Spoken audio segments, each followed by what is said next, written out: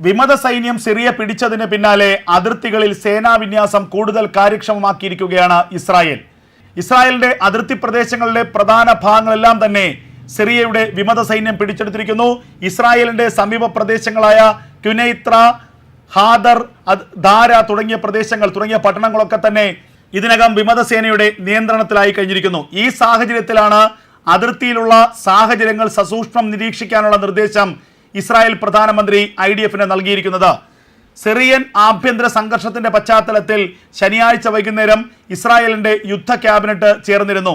അതിർത്തിയിൽ ഉടലെടുക്കാൻ സാധ്യതയുള്ള സംഘർഷങ്ങൾ മുൻകൂട്ടി വിലയിരുത്തുകയും ഇസ്രായേലിന് നേരെ ഉണ്ടാകുന്ന ഏത് ഭീഷണിക്ക് നേരെയും എടുക്കേണ്ട നടപടികളെക്കുറിച്ച് ചർച്ച ചെയ്യുകയുമായിരുന്നു യുദ്ധ ക്യാബിനറ്റിന്റെ പ്രധാന ലക്ഷ്യം. അതിർത്തിയിൽ ഇപ്പോൾ സേനാവിന്യാസം ഇസ്രായേൽ നടത്തുന്നത് ഏതെങ്കിലും തരത്തിലുള്ള ആക്രമണത്തിനല്ല, മറിച്ച് സ്വയം പ്രതിരോധത്തിനാണെന്ന് IDF-ന്റെ ചീഫ് തന്നെ വ്യക്തമാക്കുകയാണ്. സിറിയയിലെ ഔദ്യോഗിക സേനയെ അട്ടിമറിച്ചുകൊണ്ട് വിമത വിഭാഗം HTS-ഉം അതുപോലെ തുർക്കിയുടെ പിന്തുണയുള്ള സിറിയൻ നാഷണൽ ആർമിയും ചേർന്നുള്ള സഖ്യമാണിപ്പോൾ നിയന്ത്രണം പിടിച്ചെടുത്തിരിക്കുന്നത്. ഈ സാഹചര്യത്തിൽ ഇസ്രായേലിന് ഏതെങ്കിലും തരത്തിലുള്ള ഭീഷണി ഉണ്ടോ എന്നുള്ള ഒരു പ്രധാനപ്പെട്ട ചോദ്യമാണ് ഉയരുന്നത്. അതേസമയം സിറിയയിലെ ആഭ്യന്തര സംഘർഷത്തിന് പിന്നിൽ ഇസ്രായേലും അമേരിക്കയുമാണെന്നുള്ള അതിഗുരുതരമായ ആരോപണമാണ് ഇറാൻ ഉന്നയിക്കുന്നത്. സിറിയയിലെ സർക്കാരിനെ അട്ടിമറിക്കാനുള്ള ശ്രമങ്ങൾക്ക് ഉത്തേജനം നൽകുന്നത്, അതിന് ആയുധങ്ങളും പണവും നൽകുന്നത് മൊസാദാണെന്നും അമേരിക്കയുടെ CIA-യുടെ പിന്തുണയും ഇതിനുണ്ടെന്നും ഇറാൻ ആരോപിക്കുന്നു. ഒരു തരത്തിൽ ചിന്തിച്ചാൽ അതിന് സാധ്യതയില്ലാതില്ല. കാരണം സിറിയയിലെ ഔദ്യോഗിക സർക്കാർ, അസദ് സർക്കാർ, എല്ലാ കാലത്തും ഇസ്രായേലിനൊരു തലവേദന തന്നെയായിരുന്നു. നേരിട്ട് ഇസ്രായേലുമായി യുദ്ധത്തിന് ഏർപ്പെട്ടില്ലെങ്കിൽ പോലും ഇസ്രായേലുമായി ശത്രുതയുള്ള യുദ്ധത്തിൽ ഏർപ്പെടുന്ന ഹിസ്ബുള്ള, ഹൂതികൾ അടക്കമുള്ള, ഹമാസ് അടക്കമുള്ള ഭീകര സംഘടനകൾക്ക് ആയുധങ്ങൾ നിരന്തരമായി എത്തിച്ചു നൽകിയിരുന്നത് സിറിയയാണ്, സിറിയയിലെ ഇസ്ലാമിക ഭീകര സംഘടനകളാണ്. പലവട്ടം ഇസ്രായേൽ സിറിയയ്ക്ക് മുന്നറിയിപ്പ് നൽകിയിരുന്നതാണ്, ഹിസ്ബുള്ളയ്ക്ക് ആയുധങ്ങൾ നൽകരുത്, ഹിസ്ബുള്ളയെ പോലെയുള്ള ഭീകര സംഘടനകൾക്ക് ആയുധങ്ങൾ നൽകി ഇസ്ലാമിക ഭീകരത വളർത്തരുത്. എന്നാൽ ഇത് ചെവിക്കൊള്ളാൻ സിറിയൻ ഭരണകൂടം ഒരു കാലത്തും ശ്രമിച്ചില്ല എന്നുള്ളതാണ് ഏറ്റവും പ്രധാനപ്പെട്ട കാര്യം. ബാഷർ അൽ അസദ് അധികാരത്തിലെത്തിയ ശേഷമാണ് ഹിസ്ബുള്ളയ്ക്കും ഹൂതികൾക്കും അടക്കമുള്ള വിവിധ ഇസ്ലാമിക സംഘടനകൾക്ക് ആവശ്യത്തിലധികം ആയുധങ്ങൾ നൽകുകയും സിറിയയുടെ ഒരു പ്രധാന ഭാഗം തന്നെ ഇസ്ലാമിക ഭീകര സംഘടനകൾക്ക് തീരെഴുതി കൊടുക്കുകയും ചെയ്ത സാഹചര്യമുണ്ടായി. ഈ ഘട്ടങ്ങളൊക്കെ തന്നെ ഇതിനെ സസൂക്ഷ്മം നിരീക്ഷിക്കുകയായിരുന്നു ഇസ്രായേൽ. ഹിസ്ബുള്ളയുമായി യുദ്ധം ആരംഭിച്ച ശേഷം ഹിസ്ബുള്ളയ്ക്ക് ആയുധങ്ങൾ എത്തുന്നത് സിറിയയിൽ നിന്നാണെന്ന് മനസ്സിലാക്കിയ ഇസ്രായേൽ യാതൊരു സങ്കോചവും കൂടാതെ സിറിയയ്ക്കുള്ളിലേക്ക് കടന്ന് ആക്രമണം നടത്തുകയായിരുന്നു. സിറിയയ്ക്കുള്ളിലെ ഇസ്ലാമിക് ജിഹാദിൻ്റെയും ഹമാസിൻ്റെയും ഹിസ്ബുള്ളയുടെയും ഇറാൻ റവല്യൂഷണറി ഗാർഡ് കോപ്സിൻ്റെയും ഒക്കെ പ്രധാനപ്പെട്ട കേന്ദ്രങ്ങൾ ഇസ്രായേൽ വ്യോമാക്രമണത്തിൽ തകർന്നടിഞ്ഞു. അപ്പോഴും സിറിയയ്ക്ക് അന്ത്യശാസനം നൽകുകയായിരുന്നു ഇസ്രായേൽ.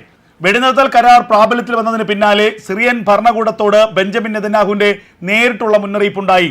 ഇനിയും നിങ്ങൾ ഹിസ്ബുള്ളയ്ക്ക് ആയുധങ്ങൾ നൽകുന്നത് തുടർന്നാൽ ഞങ്ങൾ സിറിയയെ ആക്രമിക്കും, സിറിയയുമായി ഒരു തുറന്ന യുദ്ധത്തിന് ഇസ്രായേൽ മടിക്കില്ലെന്ന വമ്പൻ ഭീഷണിയാണ് അന്ന് ബെഞ്ചമിൻ നെതന്യാഹു നൽകിയത്. എന്നിട്ടും ഇസ്ലാമിക ഭീകരരെ സഹായിക്കുന്നത് സിറിയ തുടർന്നുകൊണ്ടിരുന്നു. ആ ഘട്ടത്തിലാണ് പൊടുന്നനെ സിറിയയിൽ ആഭ്യന്തര കലാപം പൊട്ടിപ്പുറപ്പെടുന്നത്. സർക്കാരിനെതിരെ, ഔദ്യോഗിക സേനയ്ക്കെതിരെ വിമത സൈന്യം അതിശക്തമായ ആക്രമണം ആരംഭിച്ചു.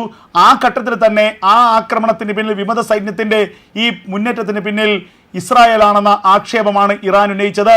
ആയത്തുള്ള അലി ഖമീനി തന്നെ ഇക്കാര്യം പരസ്യമായി വ്യക്തമാക്കുകയും ചെയ്തു. എന്നാൽ അന്നൊന്നും തന്നെ ഇക്കാര്യത്തിൽ ഒരു പ്രതികരണത്തിന് ഇസ്രായേൽ മുതിർന്നിരുന്നില്ല, അല്ലെങ്കിൽ അമേരിക്ക മുതിർന്നിരുന്നില്ല. എന്നാൽ കഴിഞ്ഞ 48 മണിക്കൂറിനിടയിൽ 2-3 ദിവസത്തിനുള്ളിലാണ് അലപ്പോയിൽ നിന്ന് ഡമാസ്കസ് പിടിക്കുന്ന അവസ്ഥയിലേക്ക് വിമത സൈന്യം എത്തിയത്.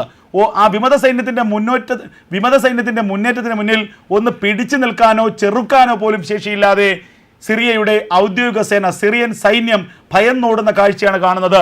എല്ലാ തരത്തിലും വിമത സൈന്യം ശക്തമായി തന്നെ മുന്നേറി.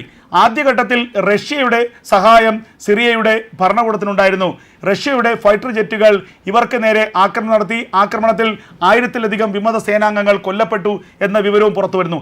എന്നാൽ 1-2 ദിവസത്തെ ആക്രമണത്തിന് പിന്നാലെ റഷ്യ ഈ സംഘർഷത്തിൽ നിന്ന് പിന്മാറുന്ന കാഴ്ചയാണ് നമ്മൾ കണ്ടത്. ഒടുവിൽ ഒടുവിൽ ഇറാന്റെ സൈനികരെ മുഴുവൻ സിറിയയിൽ നിന്ന് ഇറാൻ പിൻവലിക്കുന്ന സാഹചര്യം ഉണ്ടായി. ആ ഘട്ടത്തിലും ഏറ്റവും നിർണായകമായ ഒരു നിലപാട് തന്നെയാണ് ഇസ്രായേൽ സ്വീകരിച്ചത്. ഇസ്രായേൽ ഇക്കാര്യത്തിൽ ആരുടെയും പക്ഷം ചേരാൻ പോയില്ല. ഒരു നിഷ്പക്ഷ നിലപാട് തന്നെ ഇസ്രായേൽ സ്വീകരിക്കുകയും ചെയ്തു. എന്നാൽ കഴിഞ്ഞ ദിവസമുണ്ടായ ഒരു ആക്ഷൻ, ആ ആക്ഷനാണ് ഇറാന്റെ ആരോപണങ്ങൾ ശരിവയ്ക്കുന്ന തലത്തിലേക്ക് കൊണ്ടെത്തിച്ചിരിക്കുന്നത്. കഴിഞ്ഞ ദിവസം ഡമാസ്കസിലേക്ക് അടുത്ത വിമത സൈന്യം ഹിസ്ബുള്ളയുടെ ഭീകരവാദികളെ അവിടെ നിന്ന് തുരത്തുകയായിരുന്നു.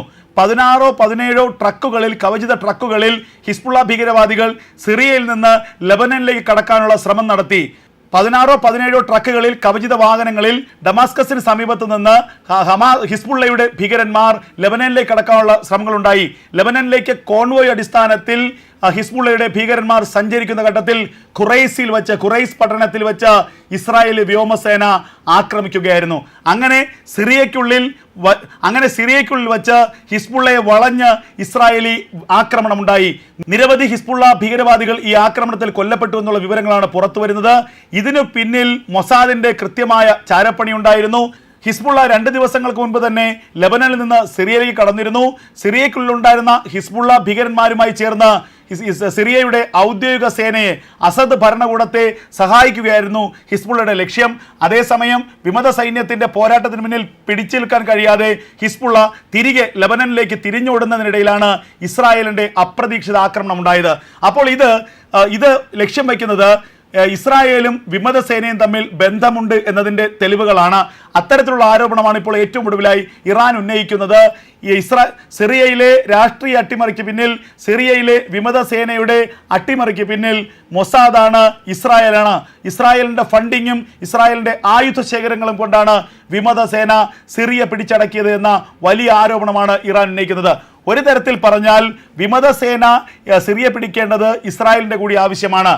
വിമത സേന സിറിയയെ പിടിച്ചാൽ ഹിസ്ബുള്ളയ്ക്ക് നിലവിൽ ലഭിക്കുന്ന ആയുധ സഹായം ഇല്ലാതെയാകും, ഹൂതികൾക്ക് ലഭിക്കുന്ന സഹായമില്ലാതെയാകും, ഇറാനുമായുള്ള ബന്ധം ഏറെക്കുറെ മുറിഞ്ഞു പോകും. അങ്ങനെ ഇസ്രായേലിനെ സംബന്ധിച്ച് സിറിയയുമായുള്ള ഇസ്രായേൽ അതിർത്തിയിൽ കവചിത കോട്ടയൊരുക്കി ഇസ്രായേൽ സ്വയം സംരക്ഷിക്കുകയും മറുഭാഗത്ത് ലെബനനിലെ ഹിസ്ബുള്ളയ്ക്ക് കിട്ടിക്കൊണ്ടിരിക്കുന്ന ആയുധ സഹായവും മറ്റ് ഭീകര സഹായങ്ങളും നിർത്തലാക്കുകയും ചെയ്യുക എന്നുള്ളതാണ് ഇസ്രായേലിൻ്റെ ഏറ്റവും വലിയ ലക്ഷ്യം. അത് ഇപ്പോൾ സാധ്യമായിരിക്കുന്നു. വിമത സൈന്യത്തിൻ്റെ അട്ടിമറിക്ക് പിന്നിൽ ഇസ്രായേലാണെന്നതിൻ്റെ തെളിവുകൾ പുറത്തു വരികയാണ്. ആ തെളിവുകൾ ഓരോന്നായി പുറത്തുവിടും ഇറാൻ പറഞ്ഞിരിക്കുന്നു. അതേസമയം ഇക്കാര്യത്തിൽ ഒരു തരത്തിലുള്ള പ്രതികരണവും ഇസ്രായേലിന്റെയോ അമേരിക്കയുടെ ഭാഗത്തുനിന്ന് ഉണ്ടായിട്ടില്ല എന്നുള്ളതാണ് ഇതുവരെയുള്ള ഏറ്റവും പ്രധാനപ്പെട്ട കാര്യം.